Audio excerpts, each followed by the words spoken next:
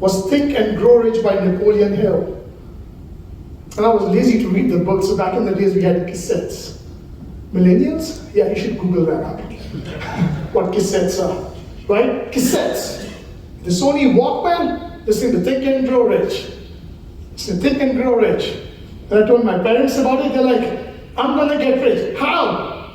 By reading Think and Grow Rich. They were like, he's completely lost it. Now, the reason you need to understand this journey is because the glamour at 27 is nice. One of the things I'm known for being up on stage is talking about failures.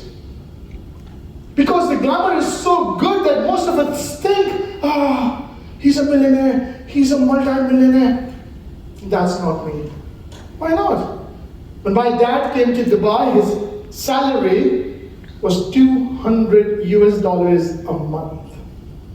I didn't know that till I was an adult, and I was like, wow, and I've got 4 siblings, including me. $200 a month. Talk about inflation in Dubai, right? And the reason is because the one thing I learned from him was the discipline of how, once you commit, you stay on track. So here's one of my rules, and you can write these down. One of my rules is once I'm committed, and once I have decided, even I can't tell myself to stop. Do you understand that? Forget the world. Even I can tell myself to stop. That's what happened in the real estate world. In the real estate world, I started doing things because I believe in perfection, at least at that time. And I was like, I'm going to be the best guy in the real estate. You know what happened when I was making about 80,000 dirhams, about $15,000? Yeah, about a bit less than $20,000 a month. In my early 20s, I was like, I'm the king of the jungle. I have got it all, I've made it in life, till I met someone interesting.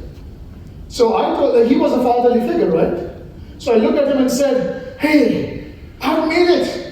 I'm making 80,000 dirham a month and I'm busting my backside off to make it happen, and it's all working perfect. Life has never been better.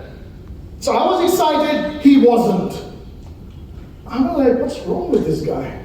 Is he jealous of my success? In my head, right? So we got this respect out there. So I'm like, what's going on? Why is he not happy? And he asked me a question. He said, that's it. In that moment, I would have killed him. That's how frustrated I was. Because of my limited belief. Because I believed that the harder I worked, the more money I made.